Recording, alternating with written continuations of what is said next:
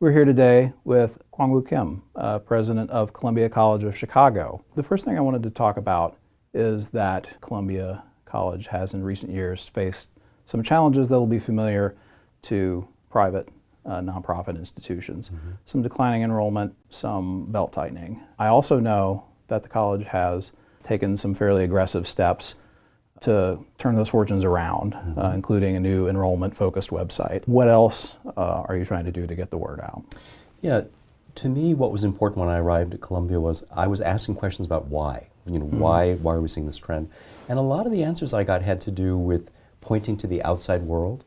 So my response to that was always, look, everyone has those same challenges, but there are institutions that are succeeding, so what are we not doing? And so we started with the website, which we felt really needed a lot of retooling anyway, but that's really just the first stage.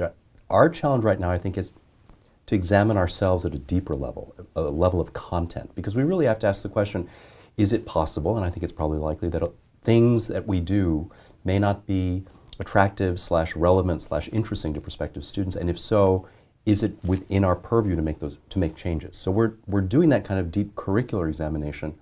At the same time, I'm in a national search right now for a first ever position at Columbia, a Vice President for Strategic Marketing. I'm sure you know this, Lee, that it's changing now, but there has tended to be a sort of knee-jerk reaction to the idea of marketing in higher education, but we have to be realistic. And we need help making sure that we have the central stories well articulated, and then we have a real strategy for how we get those stories out there. So I'm really thinking that although we have this beautiful new website, it's still, from my perspective, somewhat inert until it's activated by a different understanding of message and audience. So, well, not just how you present something, but what you're presenting. Right, and I want to always, of course, make sure that the message that we present, I don't mean to sound cynical, but is true. Right. If we're, the commitments that we're making to these kinds of real curricular examination are challenging, but necessary, and then I really want to be able to celebrate what we come up with if we come up with some exciting outcomes. Columbia College focuses on arts and the media. Yes. And these are two areas of higher education that have been under a lot of scrutiny in recent years in a more ROI, career-oriented landscape, let's say. What is the case that Columbia can make for the education it offers? So we propose a three-part sort of value proposition for an education at Columbia College Chicago. And this is how I describe it. On the one hand, the best of traditional arts and media training, which is really focused on skills, making sure that young people come in and really develop whatever area they're focused on, skills to the highest possible level. We try to guarantee that our students are in constant contact with industry so that the learning is also being influenced by what's really happening in that professional world. So that's the skills piece. But we're also accredited as a liberal arts institution. We have a very robust core. We're looking at that core right now to make sure that it continues to be meaningful. But that's the idea that the best of liberal arts, in other words, the commitment to a piece of the education that allows students in the future to adapt, to relearn, to rethink about themselves and their relationship to the world and what they want to do professionally. So those are two pieces. And then we've just started talking about the addition of a third piece, which is critically important to me, which is some portfolio of business and marketing skills. We have the largest business of the arts program in the country. And so we have the expertise. And I would never try to dictate what those courses should be. But my statements have been, we want our students by the time they graduate to understand that whatever they do in the world professionally, it's a business. And they have to be able to translate that if they're going to connect their creative passions and talents to reality. So those three pieces coming together, we think, will help to guarantee that our students can be successful in both the near term and over the course of their careers. The other thing that we're doing in a very robust way is looking at what does it mean for us to hold ourselves accountable to our students achieving employment post-graduation. We don't really have a robust infrastructure right now, and I have colleagues in higher ed who sort of turn their noses up a little bit when you start to talk about jobs and employment, but my feeling is it doesn't really make sense to talk about success if you don't help a student achieve that first success. So we're very focused on this as well right now. Columbia College is embarking on creating a strategic 5-year plan. Yes. And I know that this comes at a fairly critical time. What are your goals going into this process?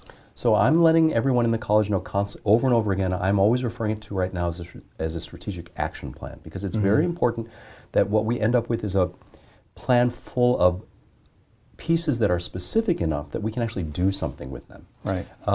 We decided to use a somewhat perhaps unusual, a slightly unusual process. So we started with the new president's first big white paper that I published last spring to kind of test the water to see if my thinking and the college's thinking, if there is such a thing, sort of were in alignment, or if we were, and we seemed to be in alignment. So we derived 6 key strategic areas of focus from that paper and made those the basis for the plan without a lot of details attached. Then, because we recognized the need for as much input as possible, basically last semester, we contracted with a firm who designed a social media platform for us. We had 6 weeks of 24 hours a day, 7 days a week, real-time feedback and give and take on social media, as well as a very robust series of face-to-face meetings, very traditional meetings. We gathered huge amounts of input. So now we are at the phase of all that feedback and input has been sort of analyzed and categorized. Now we're taking the 6 areas and developing the specifics, the first pass at the specifics. Then there'll be another iterative process where the whole community will be reacting to it online in probably about a month and a half. Our target is that the whole thing will be ready for the trustees to review by the end of April, so that we can, over the summer, create the implementation plans. It's interesting that you hear you say concrete action plan, because one criticism I sometimes hear of strategic plans for colleges is that they're actually more like wish lists. They're giant lists of things that you hope will happen somehow. What specific steps are you taking to try to make this much more something with concrete goals and concrete steps to take? Well, the current sort of, if I can use this word, instructions for people who are now in the process of beginning to write and conceptualize is that every objective has to have to attach to it a timeline, some estimate of necessary resources, and a statement of who's responsible, so that we begin to really build into each statement enough specifics that we can develop some sort of action plan. And the way I've tried to help our community not be overly burdened or alarmed by this process is to really reassure everyone that we understand that this is going to have to be revisited on an ongoing basis. It's not finished, done, now we can go back to life as usual. And I've also led by saying that a critical part of how I am evaluated as the president is our consistent ability to deliver on the plan, to sort of, I wanted the community to understand I take primary responsibility. That seems to have helped people, that it's not a situation in which the president's going to be pointing at everybody else, but that really I see myself as personally responsible. I don't see any other way to really get a community to pull together around this very complex planning process. And this is new for Columbia. We don't really have an ongoing culture of developing these sorts of detailed plans. Being a college president these days seems to me to be as much a performative role in some ways as an administrative one. And I was curious how your own background as a concert pianist, has that given you any insight in performing as a president? I think it's a huge advantage. I am, in some ways, I have probably several primary comfort zones as a human being, and one of them is on stage in front of people. So the pressure to be ready to speak about my institution kind of at a moment's notice is really, that's natural to me. The other thing is kind of what you learn as a performer is, of course, to gauge the feedback of your audience. That's very helpful too, because it's, I hope, I don't know if it's true or not, but I hope it's true that it doesn't feel to people when I'm speaking that I'm talking at them, because I was never really a lecturer, and I really see it as kind of an interaction. And then the ability to kind of, I don't mean this to be glib, but to make it up, because as a performer, you're constantly facing bizarre, weird challenges but you still have to do what you're supposed to do.